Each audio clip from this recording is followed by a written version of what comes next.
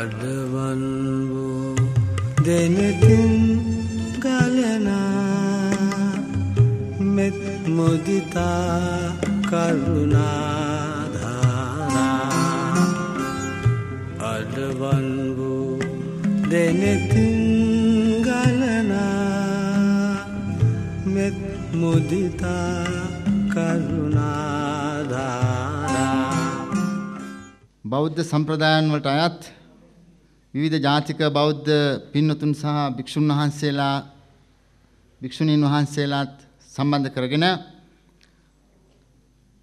අපේ ජීවිතයට වාසනාව ගෙනල්ලා දෙන්න පුළුවන් ආකාරයේ මතක සටහනක් මේ ඓතිහාසික බර්න් නගරයේදී සිද්ධ කරගන්න බලාපොරොත්තු වෙන්නේ.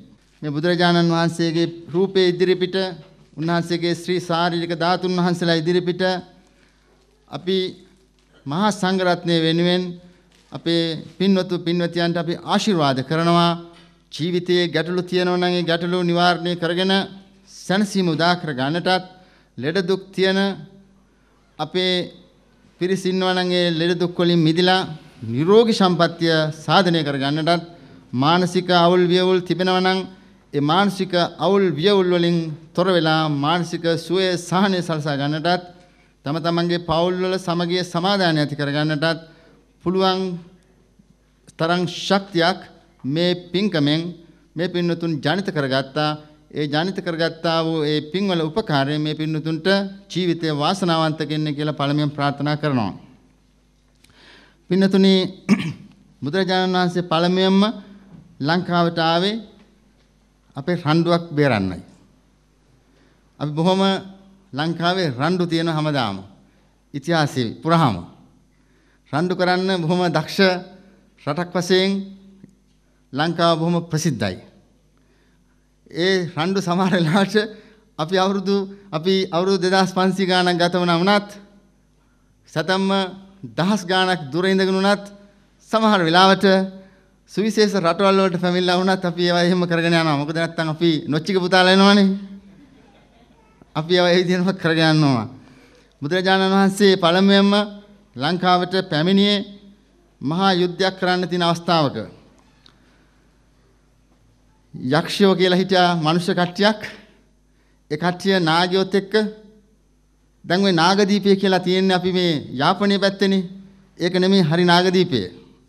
නාගදීපේ මෙතෙක් කල ඇත්තටම අපිට එළිදරව් කරලා තිබුණ නැහැ. ඒක ඓතිහාසික හේතුවක් නිසා. නමුත් දැන් මෑත කාලේදී ඔයගලන්ට ඇත්ත නාගදීපේ එළිදරව් කරන්න සිද්ධ වෙලා තියෙනවා. ඒ ඇත්ත නාගදීපේ ඇත්තටම තියෙන්නේ මයංගනේ ඉඳලා බිබිල පාර යනකොට කිලෝමීටර් 17ක් විතර යනකොට නාගදීප කියලාම තියෙනවා. කාවන්තිස්ස රජතුමා හදපු චෛත්‍ය, දුර්ගම රජතුමා හදපු චෛත්‍ය, දේවානම්පියතිස්ස රජතුමා පිහිටපු සෙල්ලිප ඔක්කොම තියෙනවා. අපි විශේෂ හේතුන් නිසා මෙතෙක් කල ඉතිහාසය සමහර වෙලාවට අපිට වසන් කරන්න සිද්ධ වෙලා තිබිලා තියෙනවා. නමුත් ඒක එළිදරව් වෙලා තියෙනවා. දැන් අපි මෑත කාලේදී නියම නාගදීපය ඔයගලන්ට බලා ගන්න පුළුවන් වෙනවා.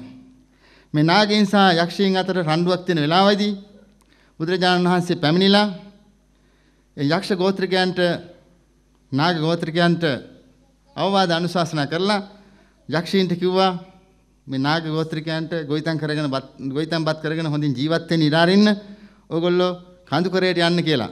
ඒ කඳුකරයට යන්න කියපක තමයි ගිරි දිවයිනට පැන්වා කියලා කියන්නේ. ගිරි කියලා කියන්නේ කන්දටනේ. කඳුකරයට ඒගොල්ලන් යවුවා කියලා කියන්නේ ඒකයි. ඒ ආවේ විශේෂයෙන්ම සමගිය සමාදානය ඇති කරගන්න ඕන නිසා රටේ ජීවත් වෙච්ච මිනිස්සු 3 වර්ගයක් 4 වර්ගයක් රණ්ඩු කරන්න හොඳ නැහැ.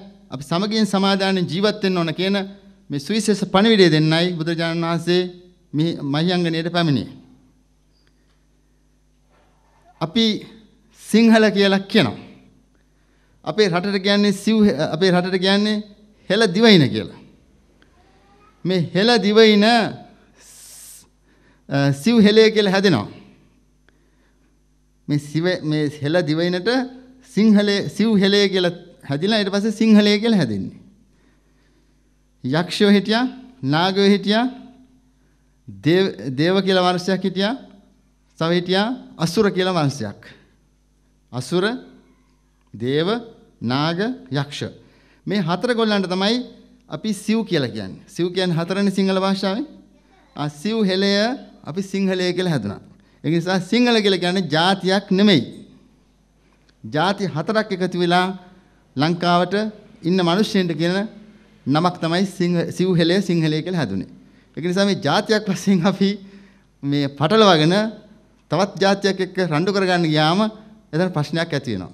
බුදුරජාණන් වහන්සේ පැමිණියේ අන්නේ පණිවිඩය පළමුවෙන්ම මහියංගනේට ඇවිල්ලා උන්වහන්සේ පණිවිඩය දෙන්නයි අපිට පැමිණියේ. ඊට පස්සේ අපේ සිංහලය සිව්හෙලය ත්‍රිසිංහලය කියලා හැදෙනවා. ඇඩ්ජෙක්ටිව්ස් දා ගන්නවා ඊට පස්සේ. මොකද කාලයත් එක්ක ඔක්කොම දේවල් අමතක වෙලා යනකොට ඉතිහාසයේ අපි වෙන වෙන අංශවලට ගිහිල්ලා ඉතිහාසය අමතක කරනවා දේශපාලන විද්‍යාව ඉගෙන ගන්නවා. දේශපාලන විද්‍යාව පොලිටිකල් සයන්ස් ඉගෙන ගන්නවා හිස්ටරි එක අමතක කරනවා. එතකොට වෙන වෙන ප්‍රශ්න ඇති වෙන්නේ. මොකද දේශපාලනය කියන්නේ හිතුවක්කාර මතවේද ඇති කරගන්න අවස්ථාවාදී කණ්ඩායමක් සබ්ජෙක්ට් එකක්.